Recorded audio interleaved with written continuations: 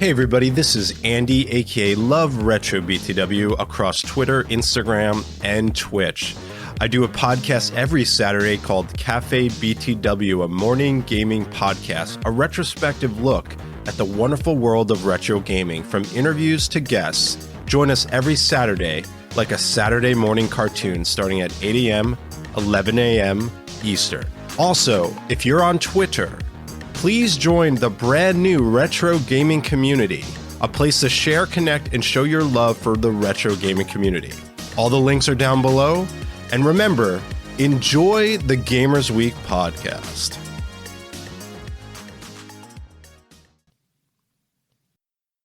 Coming up on Gamers Week podcast.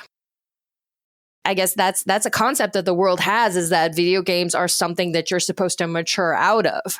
Yeah, sorry, buddy. Not everybody could get on the Bitcoin train early enough to sell it all and get their Maserati and their house, and now they've got their gold chain and their spray tan on and everything, and their sharp haircut. Oh, you a loser because I'm out here going to the club every night and I've got my shrimp cocktail and my my drinks all I get paid for.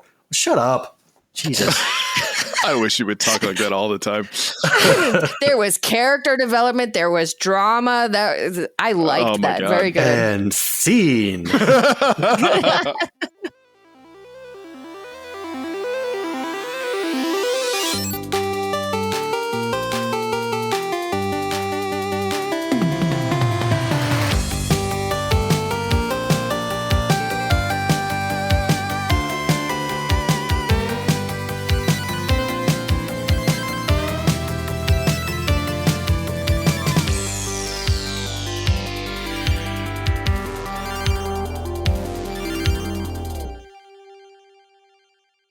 I wrote 2 intros for Donnie because I feel like the one that I would like to use is way too far. Uh-oh. I already love it. I can't wait to hear it. I'll read that one and then we can vote and then we can go to the backup if we have to. My vote is already for yes. Is my microphone loud enough? Yeah. Sounds okay. Just checking. Everybody have a backup going? I do. Yup. Excellent. I'm a good little boy today. How uninteresting then. Sorry to disappoint you.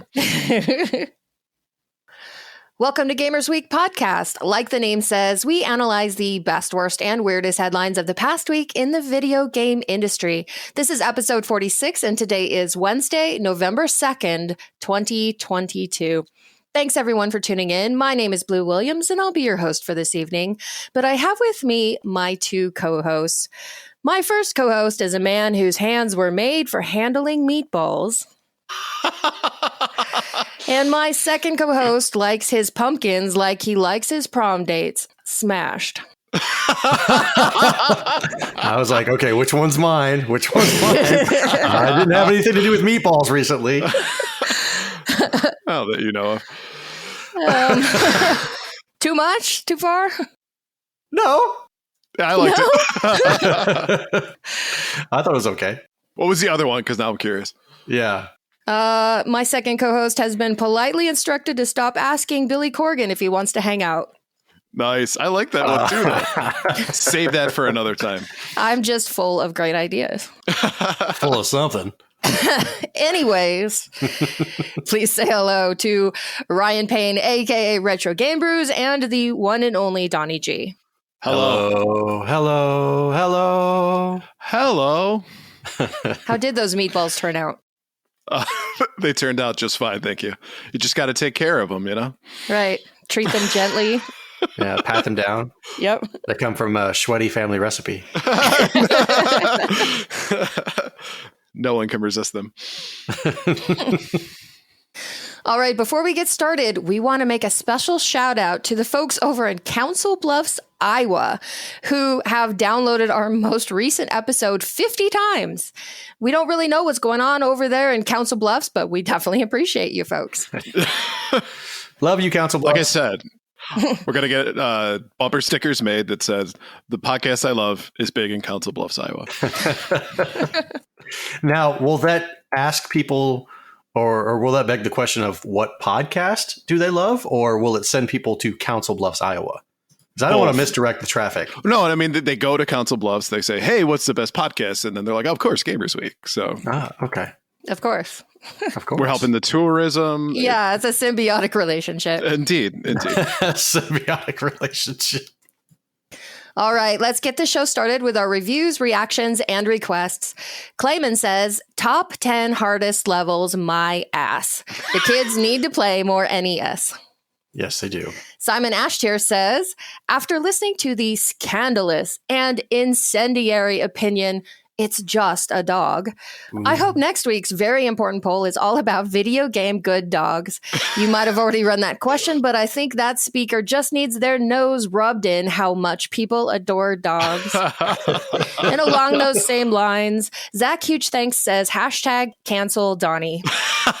Wow. Maybe that's why the downloads were so good on that last episode, because they got people in a rage. It's like, what did he say? What did he say? Oh, I got to hear it for myself. The Council Bluffs chapter of PETA was listening. Oh, man, I hope they're not hate downloads, but I guess they still count. A download is a download.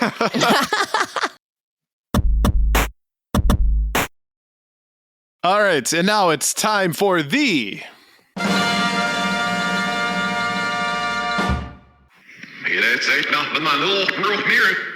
For those of you who don't know, that's backwards for a very important poll. But I did that last week. Did you really? Yeah. I wasn't even paying attention. Maybe mine is not just very important poll, but you'll find out if you reverse the episode. Man, I put production value into mine and everything, and you just kind of half-assed it. So every Monday on Twitter, we post our VIP very important poll. If you'd like to participate, follow us on Twitter at Gamers Week PC. Question for this week is, what is your favorite gun in video games? Coming in third place is the Golden Gun from GoldenEye at 18.3%. Second place is the Portal Gun from Portal, 22.9%. And taking this one home this week is the Spread Gun from Contra at 31.9%. And 26.9% of you said other. So let's look at some of the comments from the poll. Starting with Morning Sun Games, the K80 from 007 Nightfire, Fast Reload, Fast Rate, and Bot Annihilation LOL. Lucky LLD said, I love my legendary Infinity Gun in Borderlands 3. Stepford Crimson said, behold, the Bone Duster from Bulletstorm. A death-dealing quadruple barrel shotgun with a heated charge shot that can sear the flesh off of every idiot stupid enough to charge at you. Man, I love that. That sounds awesome. The description sold me for sure. And Blarcade said, digging through the replies to make sure I'm not being redundant, but the cerebral bore in the Turok series. And last up is PT Decker said, the BFG. And do I really have to mention where it's from? What's it from? I don't know.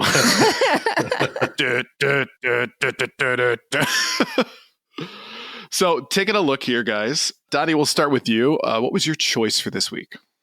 I mean, it was a tough choice. So many games to choose from, so many guns. The one that stood out to me, and I didn't even think about the Spread Gun really whenever I first read it. I immediately think of the Golden Gun from GoldenEye. Yeah. It was so much fun rushing to it, getting it, and just sitting there. And if you had some accuracy, then it was just like a pop, pop, pop, pop, dead, dead, dead, dead, all one shot, one kill. It really drove people nuts. Like if you had a spot hunkered down and they just walked into your view, done. Seriously, OP. Done. Seriously, OP. Right. No question for me. Which is why most matches I ever played of Golden Gun or GoldenEye was no Golden Guns. Because it's ridiculous. Yes, we did have that. Yeah. Could you do a match where you give everybody a golden gun? I think so. That's a good question. It's been a while, but I think you can. Which would be the boringest match ever. It's like one shot kills the entire time. Blue, what about you? So I went with the gun from one of my favorite games, which is Quackshot. God. Really? Really? Really? You're going to do this? You're going to do this? Fine. We're just going to rip off the Band-Aid right here. Okay, full honesty, it's not one of my favorite games, but I am not going to miss an opportunity to bring up Quackshot. But also, I think it's a really cool gun because you shoot the plungers at enemies and you can also get up walls with the plungers. It also shoots popcorn and it also shoots bubblegum. I mean, how super useful is that gun? Who doesn't want a gun that shoots popcorn and bubblegum? So for me, it's mine's kind of boring, but it happens to be my favorite gun. So back when Halo 1 was first out, the pistol that you got was an awesome gun for two reasons. So for one, obviously it was something that you could utilize pretty close up and be pretty accurate with, but it was also basically like a sniper rifle. You could shoot people from across the entire board and hit them with the pistol versus having to go, if you had like the sniper rifle, right, you had to zero in on somebody. It was a lot more difficult, but basically it was a close-up almost melee gun and a sniper rifle all built into one, which is why they definitely changed that for Halo 2. They were like, yeah, it's a little bit too overpowered. Yeah, so we're going to have to nerf that one. But I will tell you that it's kind of like Blue, you asked, could you do all golden guns? A lot of the matches that we would put together were all pistols because of that. See, I'm noticing a pattern in the guns you choose and that they're all super overpowered, and that makes me wonder something about your play style. I have what some people call potato aim.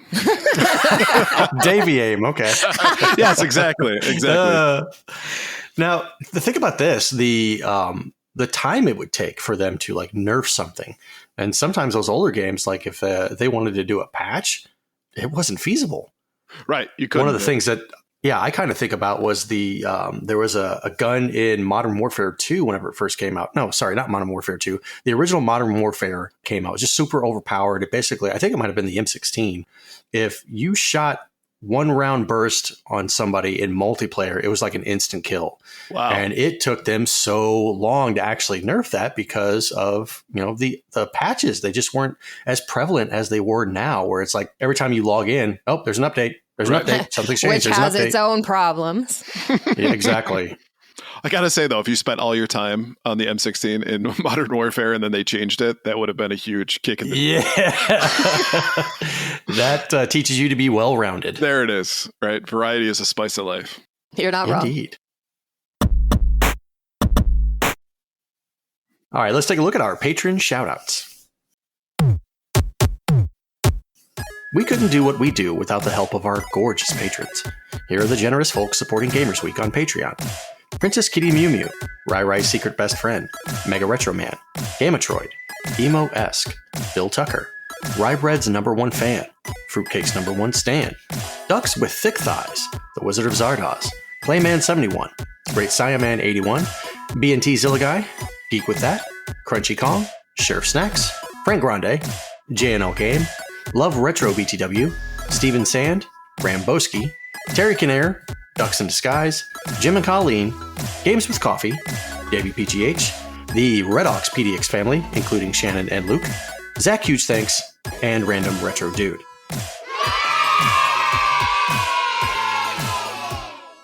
If you like what you hear today, and we really hope you do, please consider joining us on Patreon. Your support helps cover the cost of producing the show, as well as other cool stuff we'll be doing like prizes and giveaways. You'll also gain access to our weekly patron-only bonus cast called Gamers Week Uncut, Patrons with Benefits. Visit patreon.com/gamersweek or follow the link in the show notes to learn more. Also, all of us at Gamers Week want to send our heartfelt congratulations to the Games with Coffee family on their new arrival, a healthy and beautiful baby girl. Yay! Congratulations! Yay. Woo! So happy for you guys. Yes. Indeed.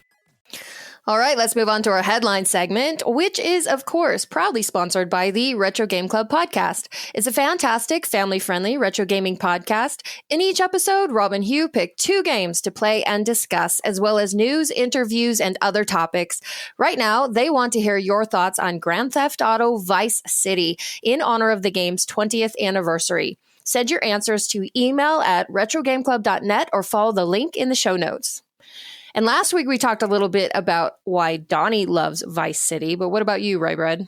Oh, I love Vice City. It was one of those games when it first came out, it was kind of controversial, right? It was something that you didn't like play in front of your parents for obvious reasons, but everybody was talking about it when it first came out. And it was something that was a new experience, right? You could do a lot more in the game because it was so open. And the beauty of it is that you can kind of pick and choose what you want to do. Probably 5 times out of 10, I just would log in and see how many stars I could get before I died. And then the other 5, you'd actually play the campaign. So it was, Right. and then all the great music that was in it as well just made it an absolutely memorable game for sure. Mm-hmm. Vice City always makes me think of my time working at a local news station. I did the video for the morning news, and I would have to go into work at like 2 or 3, and then we'd do our first show at 5 in the morning, and then another show at 7 and another show at 8. But if there was not any news like actively happening between the 5 and 7 o'clock shows, then we could usually stop and just hang out. And one of the camera guys brought his Xbox into the studio. And so everybody would just sit around and play Vice City in between the shows. It was really, really fun, actually. That's awesome. Yeah, sounds great. Getting paid to play Vice City. I like it. And that sweet, sweet soundtrack just in the back of your ears. Exactly. All right, from VGC, Sega claims the Sonic franchise has surpassed 1.5 billion sales and downloads. Sega has published updated sales of its biggest franchise and claimed that Sonic the Hedgehog franchise has cleared 1.5 billion units.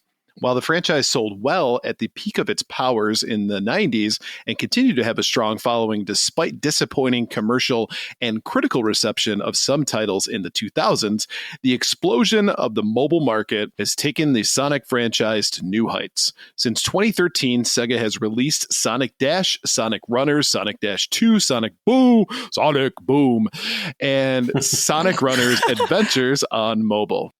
These endless runner games are free to play, but feature microtransactions. Factor in the various sequels and free-to-play versions of the original Sonic titles, and it becomes clear that much of the 1.51 billion number is made up by free-to-play mobile downloads.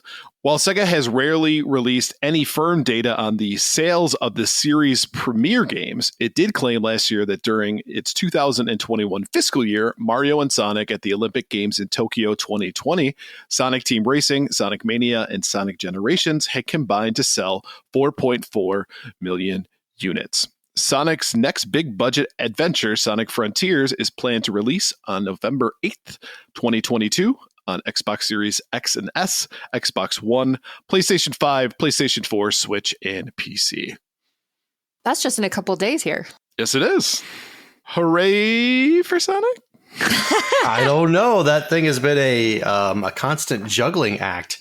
It goes from, yes, I want to get it, to no, I don't want to get it, to yes, I want to get it, to no, I want to throw this in the dumpster. Wow, that got extreme.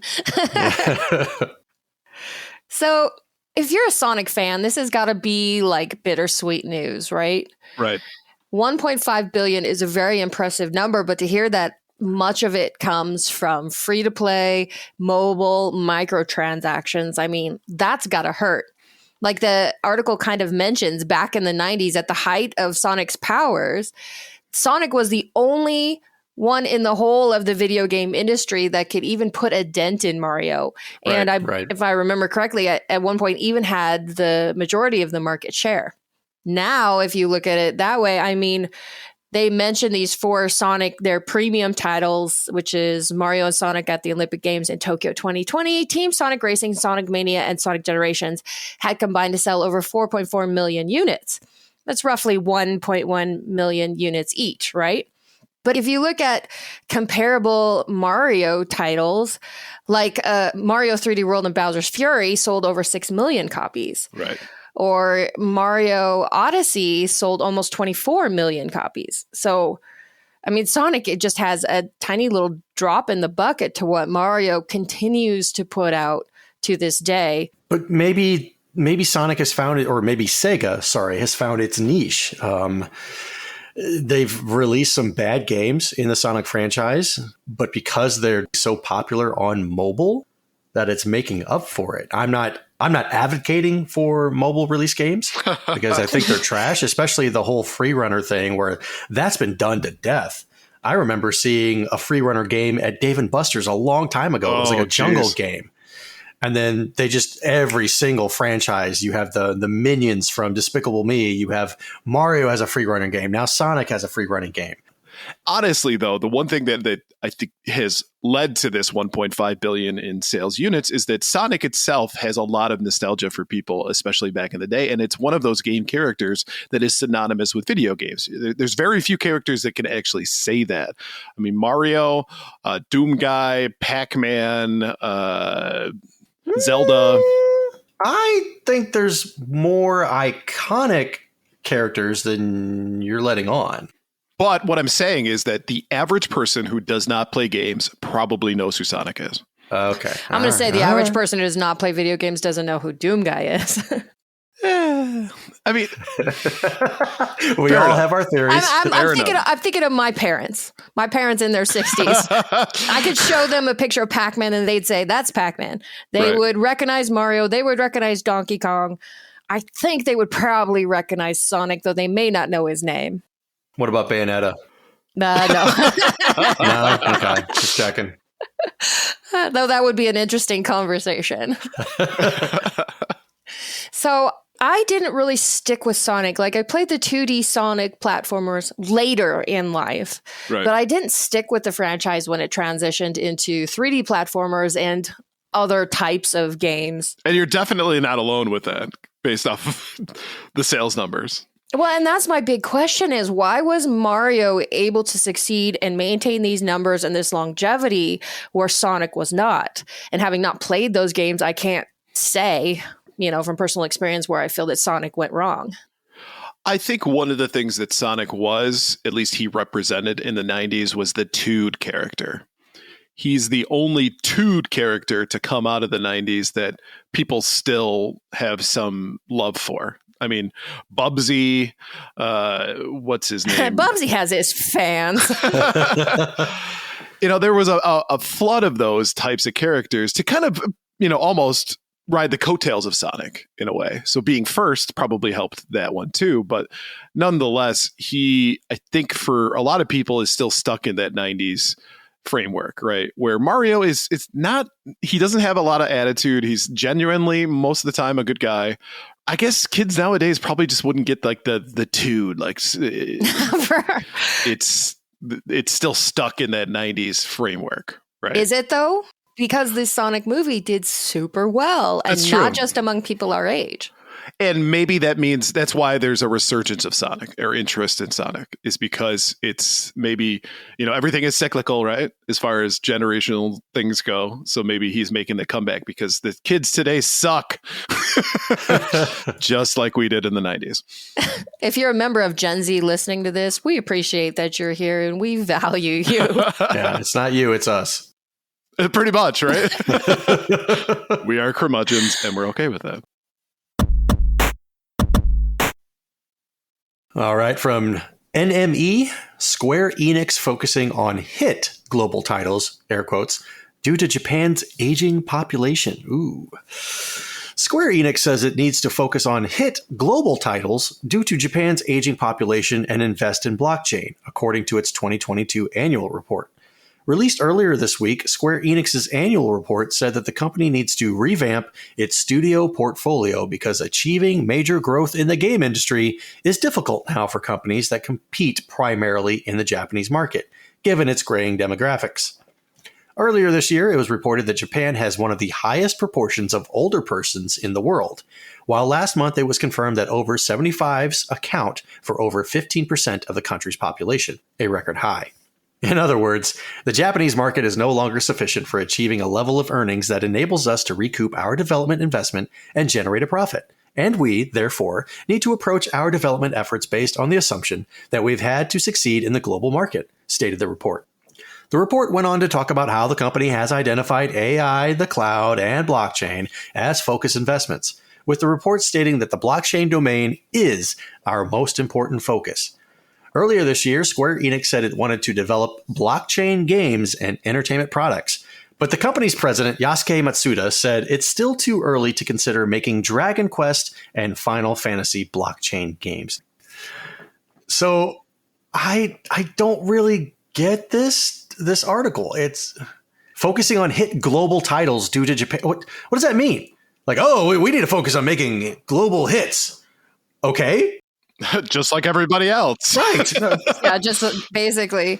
I think it's Square Enix finally admitting that they have to kind of take their head out of their butt a little bit because they have been so focused at home and it's served them well up until now. But if their business model is focused on growth rather than maintenance, you can't do that just by staying at home. You have to get out into the world. But I think that another interesting concept here is the idea that as the population ages, they're not going to play video games anymore. Right. I don't agree that's with that. nonsense. That's like all those people on Twitter are like, if you're over 35 and play games, you're a loser. You know. Yeah. I guess that's a concept that the world has, is that video games are something that you're supposed to mature out of. Yeah. Sorry, buddy. Not everybody could get on the Bitcoin train early enough to sell it all and get their Maserati and their house. And now they've got their gold chain and their spray tan on and everything and their sharp haircut. Oh, you a loser because I'm out here going to the club every night and I've got my shrimp cocktail and my drinks all I get paid for. Shut up. Jesus. I wish you would talk like that all the time. There was character development. There was drama. I liked that. God. Very good. And scene. I mean, even if I had a gold chain and a Maserati and a spray tan, I'm pretty sure I would still be playing games though. Right. Come on. So I hope that as our generation, because I think you could say that Gen X and millennials are the first generation to really grow up with games. Right. And so I hope that as we get older, we can prove to the gaming industry that we're still a demographic worth paying attention to. It's still worth putting out games that are not just free-to-play battle royales. We still want to play on consoles. We still want our single-player games. And, hopefully we continue to get those. All of our games are going to be sponsored by the AARP. You're not helping. Please, no. Preparation H, Metamucil. Preparation H will come out with a game where you have to zap the hemorrhoids. It's like a first-person shooter. Oh, man. They should make a Doom mod for that now. It's like you're in the colon. You're zapping hemorrhoids. Yeah, you can really see like the veins on the inside of the ass. You did it. This person needs to do a cleanse, like seriously. Is that a polyp? Pallet Blasters 2000. You've cleansed the polyp. Do we have anything more meaningful to say about this than Paula Blaster 2000? Even in this day and age, if you think about it, Square Enix up until this point has still only been focused on Japan, is such an oversight. And I'm glad that they're finally admitting that. But man, you figured Square Enix would have probably figured that out in the 2000s when they had that, the explosion of RPGs in the West, and it was acceptable to play their games. And it wasn't something that just nerds do, that everybody was excited for all of their titles to come out. And they were still focused strictly on making games for Japan. That's strange to me.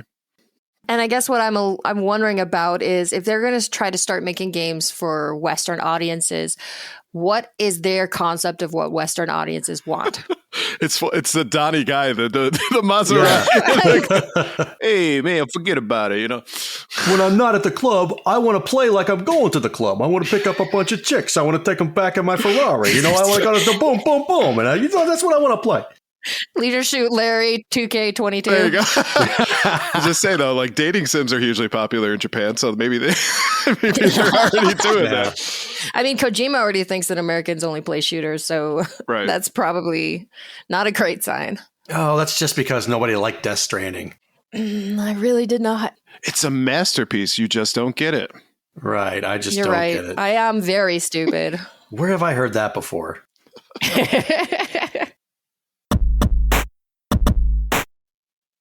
All right, next up from Eurogamer, developers decry Call of Duty fan who turned up on studio's doorstep to protest Modern Warfare 2 ban. An upset Call of Duty player has sparked criticism for turning up in person at an Activision Blizzard studio to try and get their Modern Warfare 2 ban overturned. Writing in a now deleted post on Reddit, the first-person shooter fan stated that they had been stopped by a security guard after entering the car park of the company's office in Austin, Texas on Monday, October 31st. The fan says they politely asked to be let into the office to complain about their wrongful Modern Warfare 2 ban, having spent $140 on a special edition version of the game.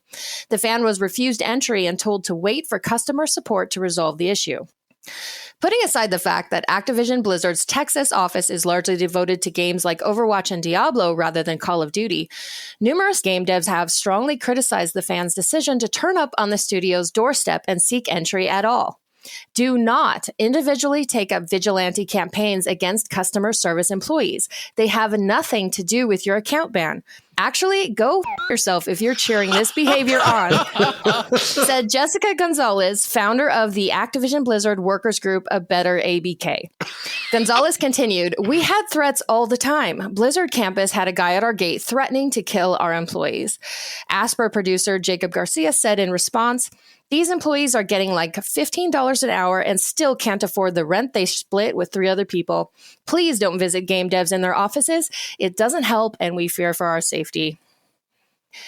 You know, we laughed about the word that she used, the phrasing, but I think it's interesting that she actually had to say that if you're cheering this behavior on. Right. How many people online were doing that? Apparently enough for her to have to make a statement about it. Good Lord. I guess one thing that we've been talking about in the last couple of weeks, and it's not a new thing, but is the idea that people seem to be just taking games way too seriously. And I don't want to be that person who says it's just a game, but it's just a game. Right.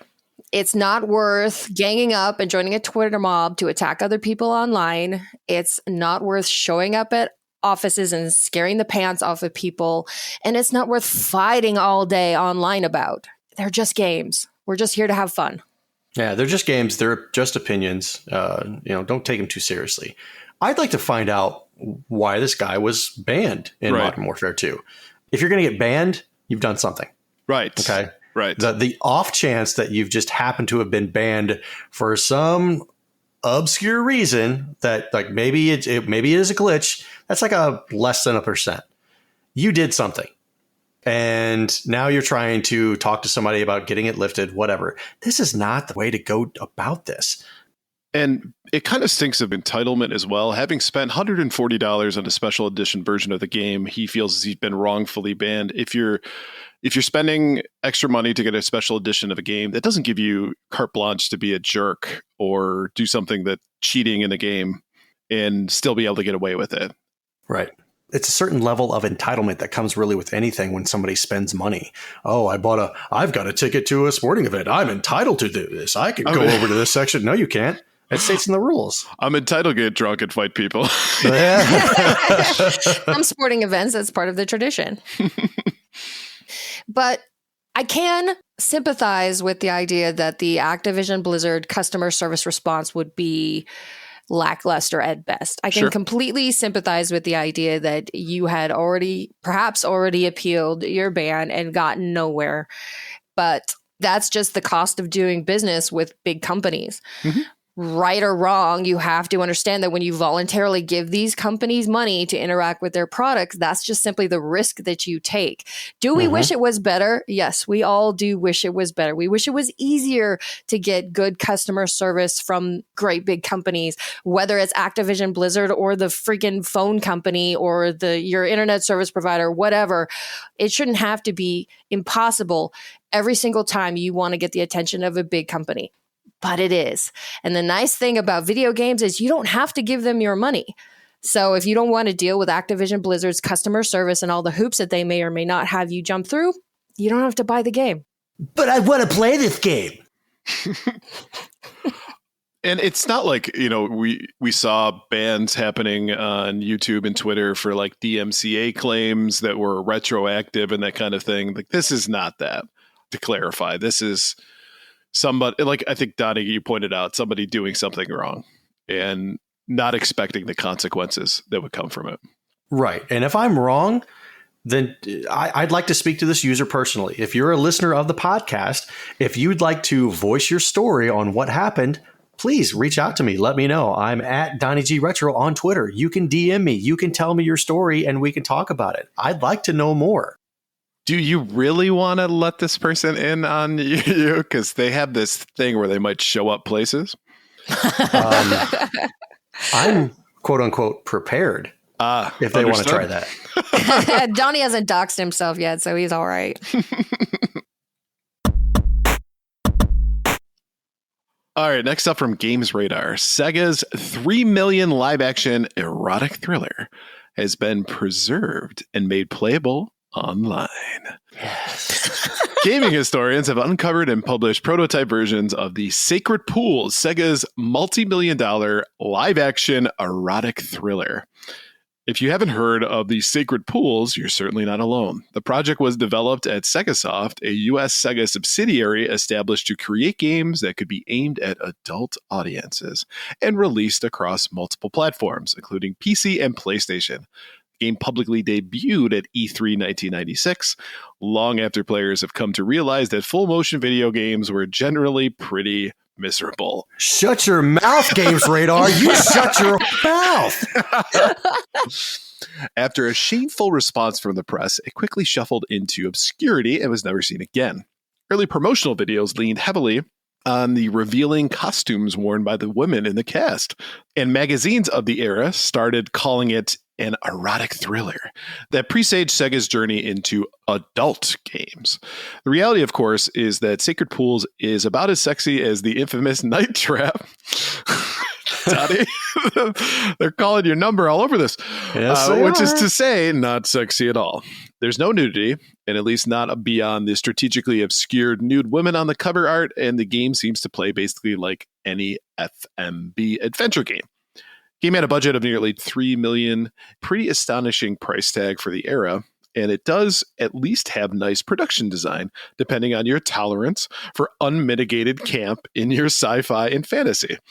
The Sacred Pools has now been preserved thanks to Gaming Alexandria and associate producer David Gray, who's hung on to the prototype disc since 1999. You can download the PC, Saturn, and PlayStation prototypes of the Sacred Pools on archive.org, and they should be playable on most appropriate emulators. Donnie, stream when? As soon as I download this game. If it's on archive.org, sure. I got a PlayStation emulator I can put this on. I don't know. Is it too sexy? Will you get Twitch banned? I'm too sexy for it. Well, it says that there's no nudity, and it says it's about as sexy as Night Trap. And in all reality, the big hubbub with Night Trap is that there were like one or two girls in their nightgowns in the bathroom. That's it. That was it. And I remember the Senate hearings and everything, and they're like, "Oh, this is filth. This is trash. This is pornography." Really? You're the same dude getting a from somebody in the bathroom, okay? Shut up. No pulling punches tonight, Donnie G. Yeah. You can't really use that, but you're the same guy that's spouting about, oh, we need to have the modern family and uphold morals and all that stuff. Yeah, whatever. Right. I mean, that's what the voters love to hear, though. Yeah, that's true. But I will say, I think this is cool that we live in an era where games that were not playable are now being uploaded to certain sites free of charge that allow you to play games that were never officially released and essentially experience that nostalgia for the first time, which I think is pretty cool. Oh, absolutely. And what's going to happen with this game? Limited Run or 8-Bit Games is going to, they're going to get a hold of it and they're going to create a limited physical copy of it. And I'm sure Nintendo would love that. I was going to ask, is that something you're happy about or upset about? No, I'd be happy about it because I like some of the stuff that Limited Run has done. And even I think it was last week that we talked about the Garbage Pail Kids game that's coming out. That's going to be released on the Nintendo with your classic box, your classic manual, and the NES cart. And I can't remember which game or which game company was going to be releasing it. I Am 8-Bit. I Am 8-Bit. There you go. I'm going to buy that one. And if I Am 8-Bit or Limited Run comes out with a release of this one, I'd probably pick it up too. All right, let's move on to our top 3 new releases of the week. Ghost Song, PS5, Xbox Series XS, PS4, Xbox One, Switch, and PC. On the desolate moon of Lorion, a long-dormant dead suit awakens from slumber. Journey beneath the surface on an atmospheric 2D adventure of self-discovery, ancient mysteries, and cosmic terror. Explore the twisting alien tunnels and long-abandoned labs of an expansive, beautifully illustrated Metroidvania-inspired 2D world filled with secret chambers and a haunting story. The Chant, PS5, Xbox Series X and S, PC.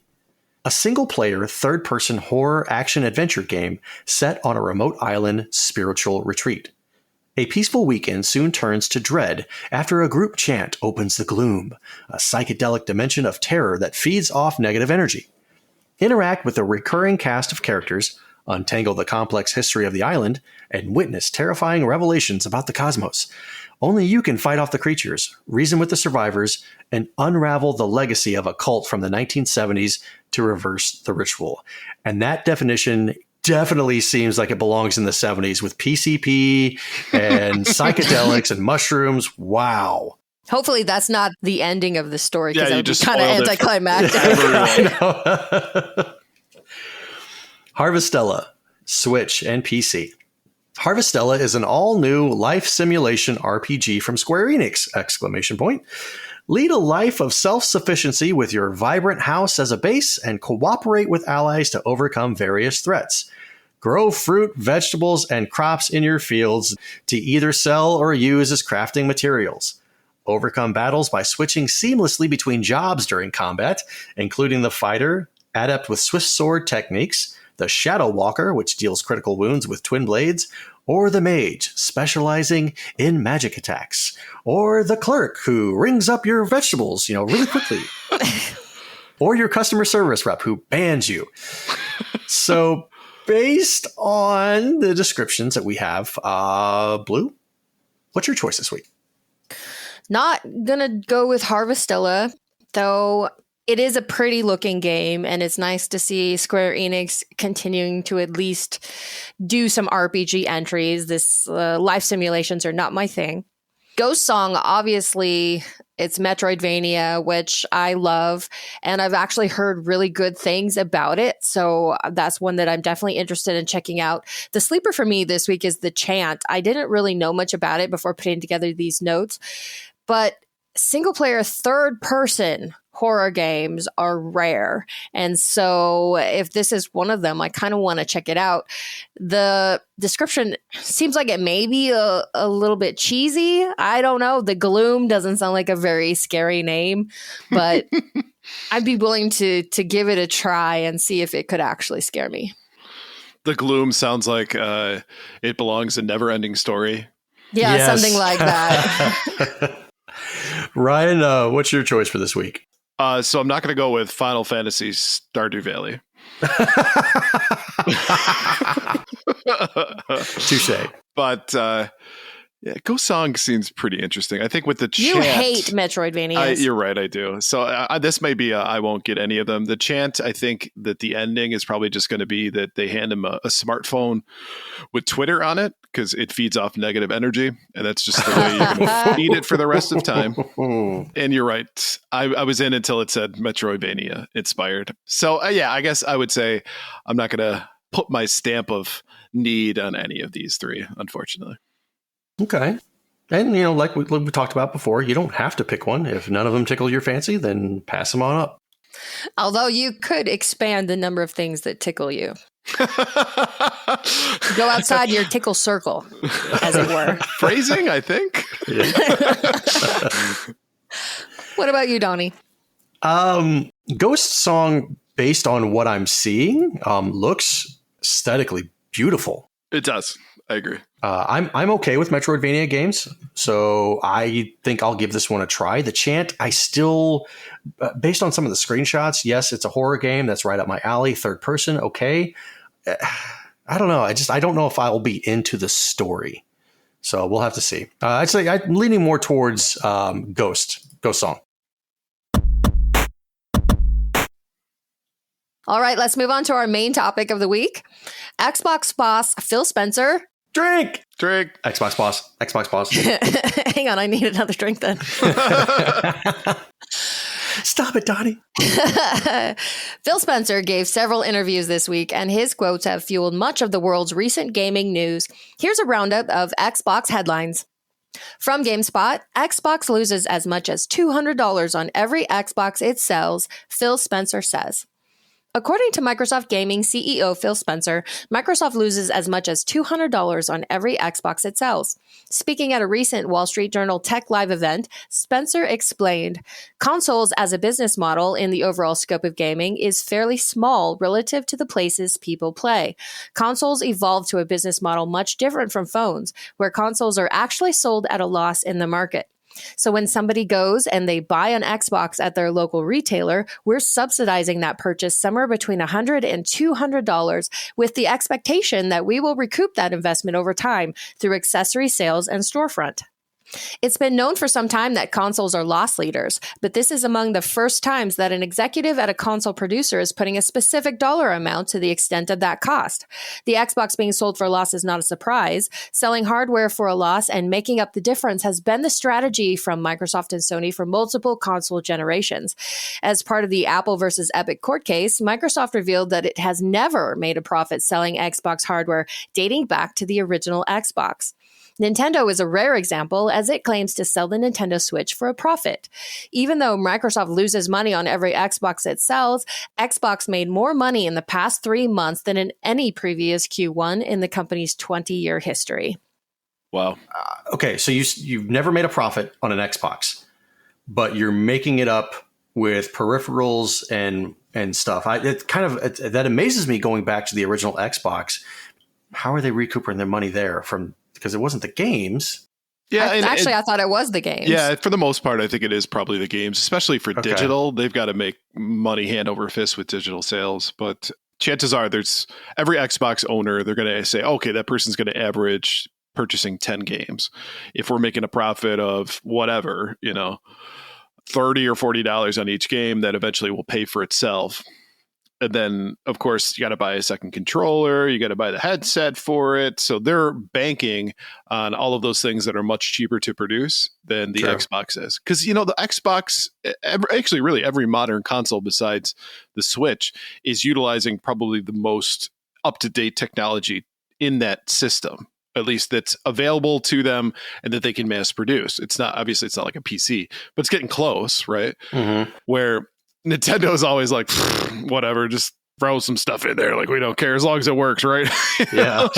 Well, and obviously they're the ones turning a profit. So maybe there's something to be said for that strategy. Right. But the problem is that gamers who are Xbox and PlayStation gamers want the most advanced technology. They want the ray tracing, man. The ray tracing. The 30 FPS. My eyes are bleeding. And at the end of the day, though, because they've established themselves as being the forefront of technology in that way, they've this is the business model that they have to do. But if you think about it, it's other companies do this with a lot of other products as well. Like, think about Gillette. They sell you that first handle for the razor and a bunch of razors with it at a loss, more than likely, with the expectation that you're going to spend a crap ton of money replacing those razors over time. They purposely have that little strip on there that tells you when it's time to replace it, even though it's probably not, Wouldn't you just subscribe to Dollar Shave Club instead? Well, that's the problem, is that nowadays they figured out a way to make that considerably less cheaper. So having competition sometimes forces that. So is this going to essentially lead Xbox to be Xboxless? Yeah, I mean, we've been talking about that lately, and I think if they could find a way to make that damn dongle work, I think they would do it. I think they're probably really disappointed that the tech is not up to snuff on that. Yeah. So they're going to continue to take a loss to keep Xbox players playing Xbox until it's ready, more or less. Right. And then once they figured it out, it's going to be like Nintendo. It prints money. We can't get enough of this money. I'm wiping my butt with it. All right, next up from GameIndustry.biz. Xbox changes its tone on Game Pass. Phil Spencer's comments during the Wall Street Journal live event felt like a shift in tone. For the second quarter running, Microsoft failed to hit its targets around Game Pass subscription growth. Xbox has done a great job with Game Pass. The branding work and messaging around the service have made it the industry's flagship subscription platform. However, Phil Spencer estimated that Game Pass will probably only account for about 15% of Xbox content and services revenue going forward. 15% sounds low when you consider the billions of dollars that Microsoft has spent on games and developers, all in the name of Game Pass. That may sound negative and a significant change in tone for Xbox, but the backdrop in which these comments are being made must be considered. Microsoft's major acquisition of Activision Blizzard is currently being scrutinized by regulators around the world. Some of the data that Microsoft is choosing to share is no doubt in relation to that. And as for mobile, Spencer talked of a desire to end the control of Apple and Google, and even stated that Call of Duty Mobile was more interesting to Microsoft than a high-profile console version. It's not clear how Microsoft plans to seriously compete with Apple and Google. Candy Crush and Call of Duty, combined with Xbox game streaming, would give the company a strong presence on mobile that it didn't have before, but it doesn't feel deep enough to offer significant competition to Google Play or the App Store. Nevertheless, Microsoft is looking to move the conversation away from consoles and Game Pass, instead presenting a wider view of the game's business, a view that it hopes will show how its $69 billion Activision Blizzard acquisition will make the market more competitive, not less. So this really ties into what we were talking about before. When Microsoft is taking a hit, up to $200 hit on each Xbox that's sold, and then people stop buying games because everybody's playing Game Pass, but then Game Pass doesn't grow as much as you project it to, what's left for you? Mobile? It sounds that way.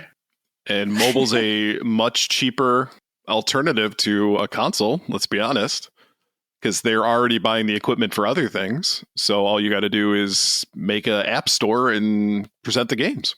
Make a Call of Duty runner game. There you go. Runner, endless runner, yeah.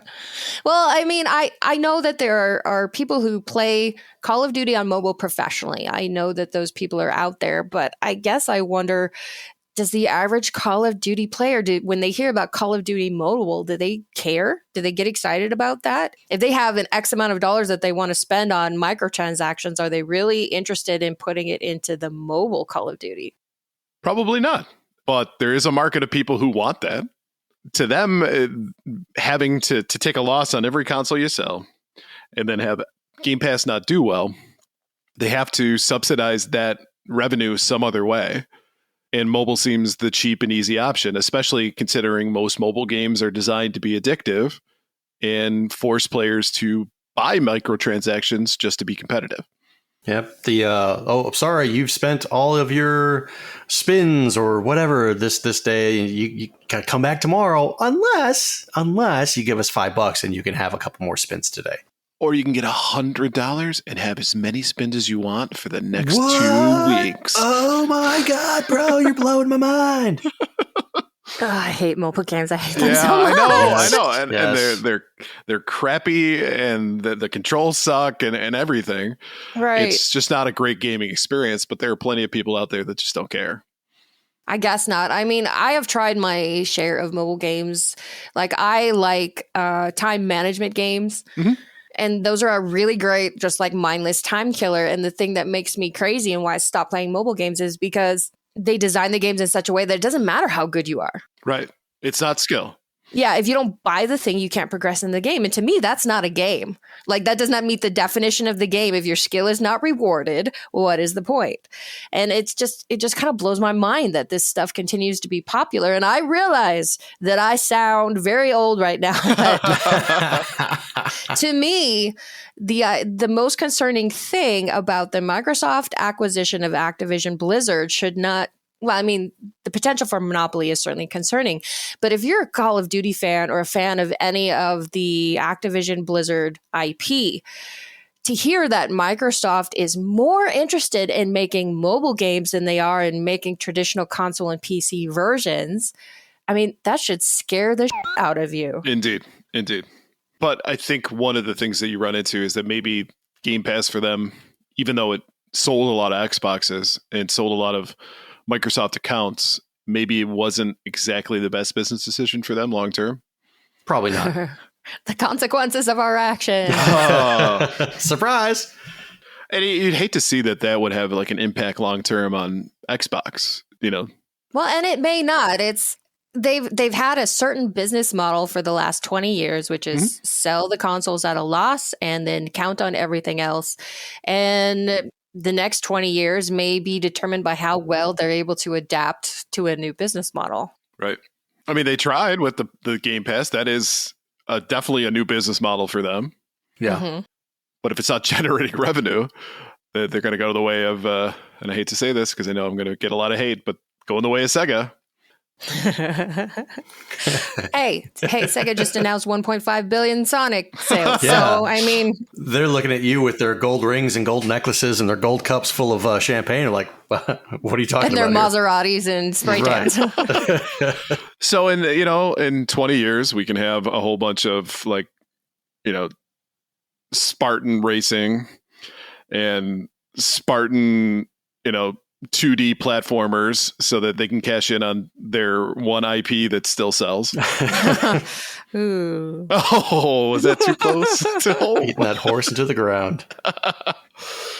Which leads us to our next topic.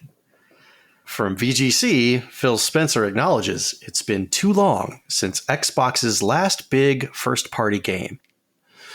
Microsoft's head of gaming has acknowledged it's been a quiet year for first-party Xbox games, but claimed that 2023 will be far busier for the platform holder. By the end of 2022, 5 games will have been published by Xbox Game Studios this year, but only one of those, Obsidian's Pentiment, will be an all-new game developed internally. One thing we've definitely heard loud and clear is it's been too long since we've shipped what people would say is a big first-party game, Phil Spencer said on the Same Brain videocast. We can have our excuses with COVID and other things, but in the end, I know people invest in our platform and they want to have great games. Spencer went on to claim that the 2023 lineup would be far stronger for Xbox and that the sort of pandemic-caused production delays, which saw its original big holiday release Starfield pushed into 2023, were now in the rearview mirror. As an industry, we have fewer games this holiday than we've had in a while when you just think about the launches. Call of Duty is coming, already here. God of War is coming, which is great, and Nintendo's had a good year. But in general, I would say we've been a little light. But I look at 2023 and there's a great lineup of games coming that I'm excited about. Getting our first real Xbox first-party games out of Bethesda, having them ship with Redfall and Starfield, will be a lot of fun. Spencer went on to claim that Xbox was doing a lot more work on PC and that it would launch a big update for its Xbox app in a few weeks. So I like that his answer to the complaint that Xbox doesn't come out with first-party games is to point to titles that are coming out from companies they just bought. Right. We didn't have the talent to do it ourselves, so we just bought up all these companies, and now we're saying, hey, it's an Xbox first-party title. Yep, we don't make games. We just buy studios. Well, then ipso facto, we do make games. Technically correct. The best kind of correct. This game that they're talking about up here, Obsidian's Pentiment, this is the first time I've heard of this game. If this is the only all new game developed internally by Xbox, why have I heard nothing about it? Right. Yeah, I was surprised to even hear the title. I haven't heard a peep about this. No, that doesn't bode well. Okay, so looking it up on Steam, the only description is art imitates death. That's it?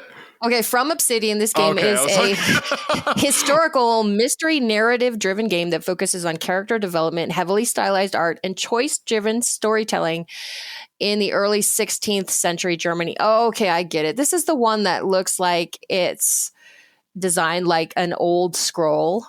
It looks like the illustrations on like the Canterbury Tales. Right. And that's your big game? That's going to be your...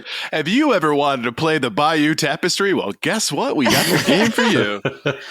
And I think that that's kind of always been like Xbox's or Microsoft's Achilles heel. Is they've got Halo. They've got Forza, which is a ripoff of Gran Turismo. Mm-hmm. They had Fable, which fizzled out.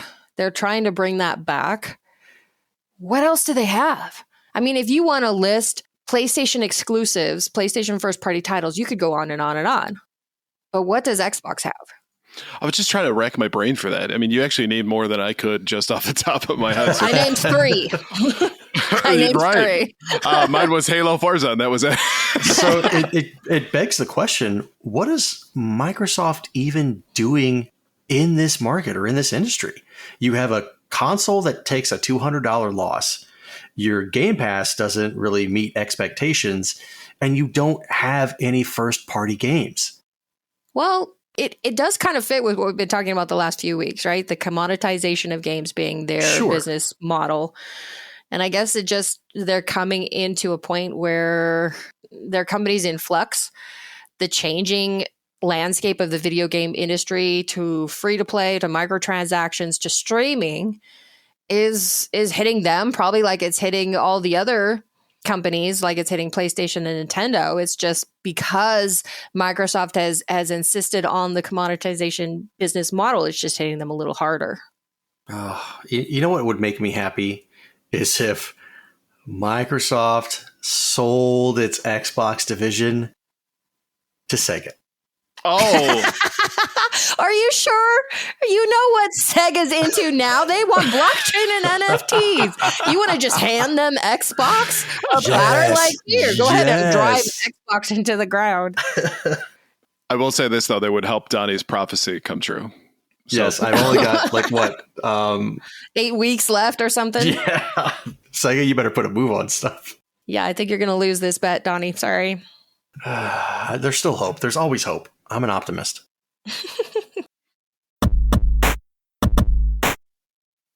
All right, before we move on, let's take a quick break to talk about our sponsor. This segment is proudly sponsored by the Leadist Podcast. It's a show where 3 friends and occasional guests play games about video games, including trivia, game show games, and more. Here is this week's trivia question.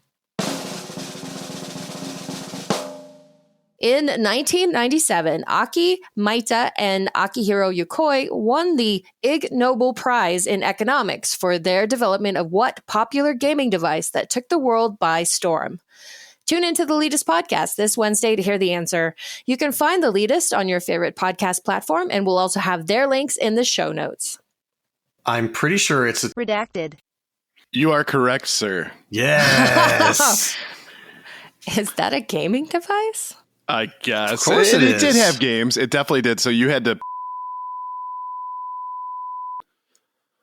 Riveting stuff. Really riveting shit, yeah. Maybe that's why I never had one of those things.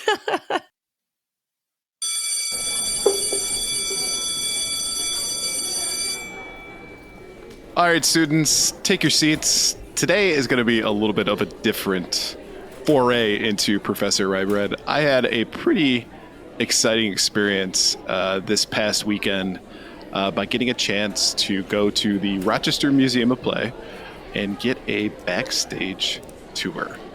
Backstage passes. So how jealous are the two of you? I just want to establish that first. Well, I have no idea what's back there, so why don't you tell me what you saw first, and then I'll tell you whether I'm jealous or not. Right. Fair enough. So I went home to celebrate my brother's 40th birthday. It was intended to be a surprise, but Jim already figured it out, so not so much of a surprise. But one of the things we ended up doing on Sunday is just going to the Museum of Play to play the arcade games and some of the pinball machines, which is a lot of fun. The museum is set up so that it's an interactive experience for kids, right? It's the Museum of Play, and it's, anything that you would consider something from a play perspective. So there's even like a play market that kids can go into and pretend to purchase, stuff out of a grocery store. There's like a ropes course. There's a whole bunch of things. It's an entire experience. Where, usually when you go to a museum, it's a display case and you walk past it and it tells you history. This has that too, but it's also the other part that it's a hands-on experience for kids, which is great. But it's also great for adults, right? Because they have a lot of the retro stuff that's covered there. So we played, we had a good time, and we had obviously on the podcast interviewed Andrew Borman, who is the curator of digital games for the Museum of Play. He had said to us after the interview, like, anytime you want to come by and do a tour, just let me know.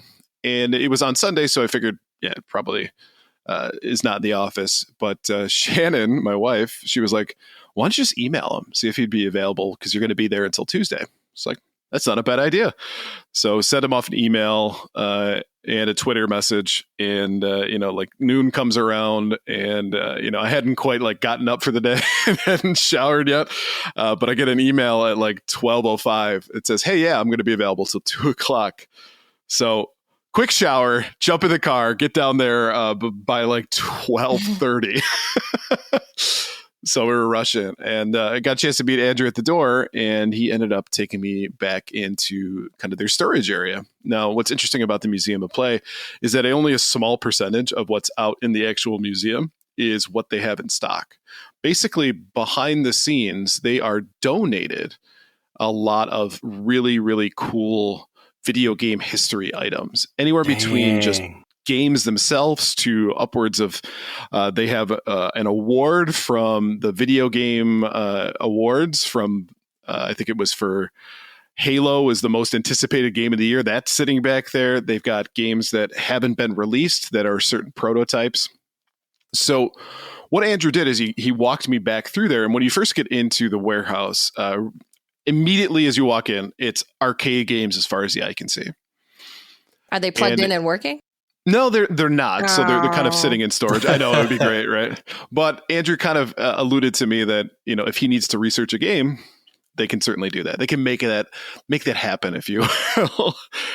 And so if you go to the right, there is a whole bunch of electromechanical games that were out in the early 1900s.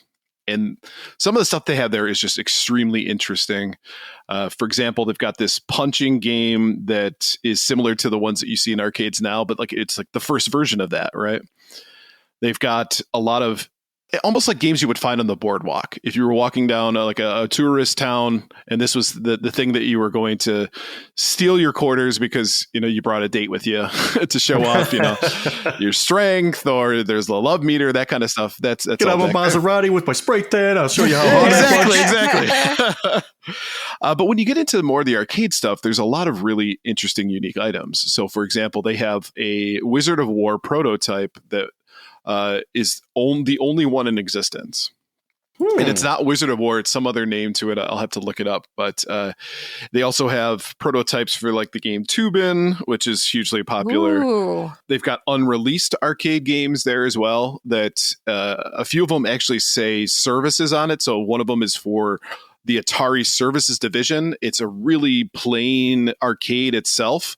That basically they were just using it to play, debug, and figure out if it was viable. And that's just chilling back there.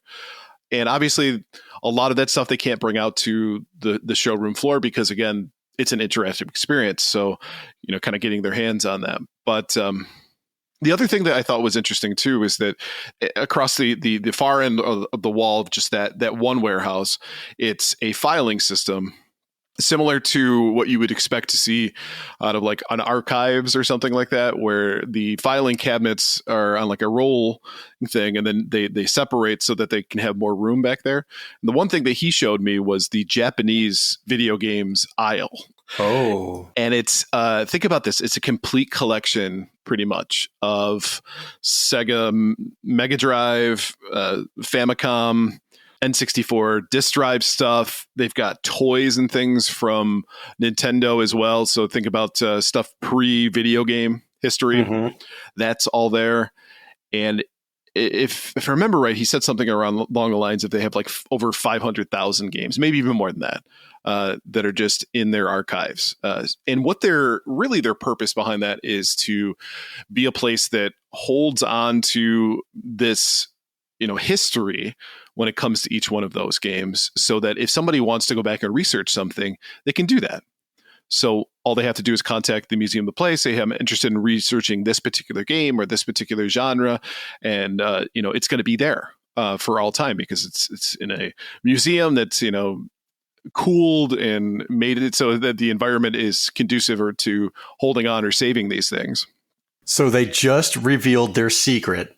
All I need to do in order to play some of this stuff is just to say, hey, I'm researching this game. You have it? All right, let me come over. Somehow I feel like maybe they're going to ask for some credentials on that. Hey, I'm with the podcast.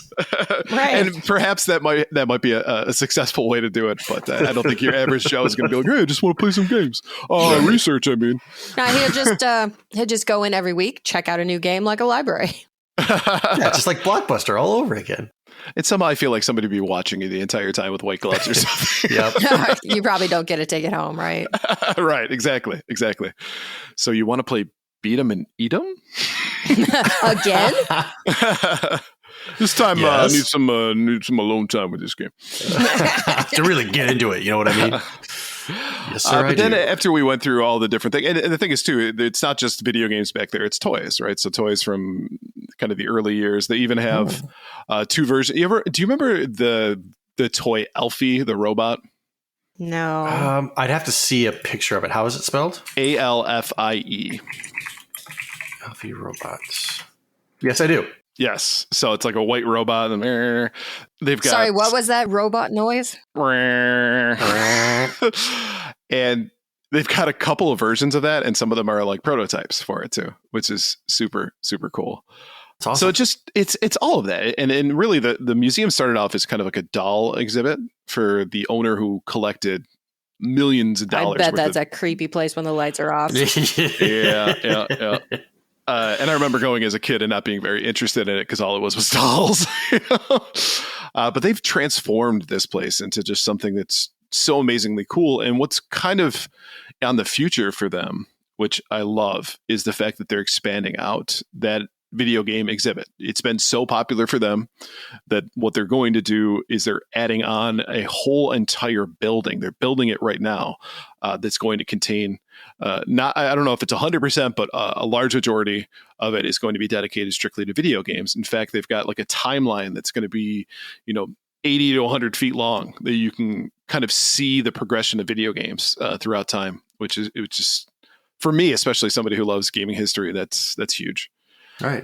They're also, to my knowledge, I think they're also adding a barcade called Nerdvana to the mix as well. So you can, go check out the museum, play some of the games, and then go to Nerdvana and have That's a few what cocktails. you want, is having drunk people interacting with these expensive and rare prototypes. Well, that's it. Is that you go to the museum first. You got to prove that you went to the museum, so you don't miss anything and double back. Come play in our arcade. Then I got to go into Andrew's office, which his office reminded me a lot of my man cave. It's he's got all of the consoles that are out there, so he can play test games and debug and stuff. A lot of the systems that he has there have Ever drives on them, so he can dial up a game that he wants to play, to review it, or to talk about it within the scope of the museum.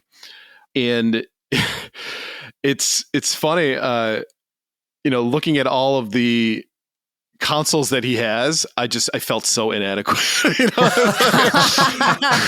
I mean, in all fairness, it's not his. Fair. That is fair. Right. But at the end of the day, he can basically play that, and he's got a server in there, and he streams on Twitch occasionally, straight from his office. So he has the dream job. Super jealous of that, but You stood at the collection size urinal and compared, and it right. And he was left wanting. So I highly recommend, if you're in the Rochester, New York area, to check out the Museum of Play. It is an experience and a half. Even if you're not going back into the kind of the storage backstage area, it's still a really cool place to play. And I think if you're not a member, it's like $18 to get in for the day. So, that's worth the price of admission right there. Yeah, not a bad deal. So what you're saying is we need to start our own museum and have people donate some cool pieces so we can play these games as well. We just happen to never open a show floor. It's all just closed for repairs. Yeah. And that'll be the name of the museum, closed for repairs. I like it.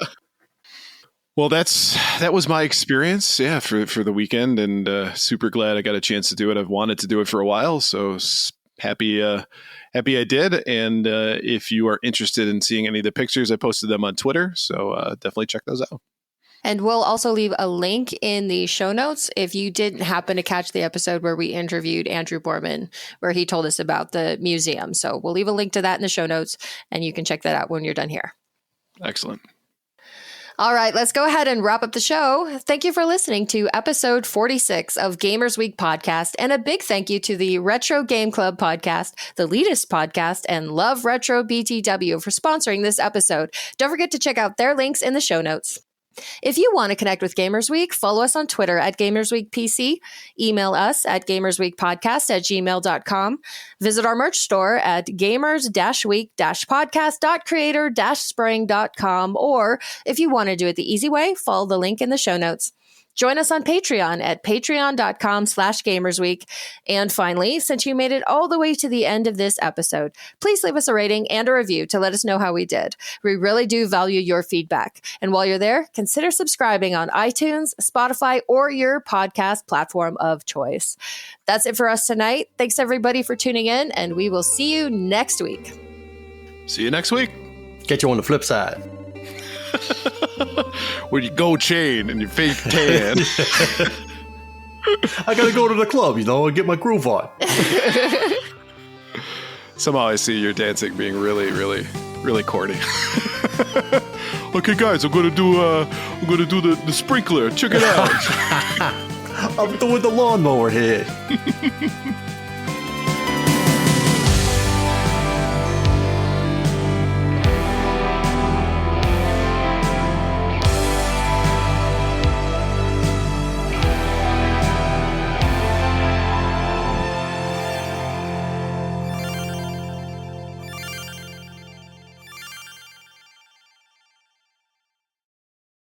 Very important poll, and I'm the podcast daddy. Welcome to Gamers Week Uncut. Welcome to Gamers Week Uncut. Welcome to Gamers Week Uncut, patrons with benefits. This is the unscripted, patron-only bonus cast with less editing and more dirty jokes. We don't know where the conversation will go, but we're sure it will be weird. This fish just went right on my nipple, and I'm just like, I Google Street Fighter 6. The first search result that comes up is people think they can see Ryu's in the Street Fighter 6 reveal. Listen up here, kids. You're not going to want to get one of those VDSTDs things, right? Make it fall off. When you go, grab a pro. You'll be doing it for America. that was perfect. If you want to hear weekly episodes of our patron-only bonus cast, join us at patreon.com/gamersweek.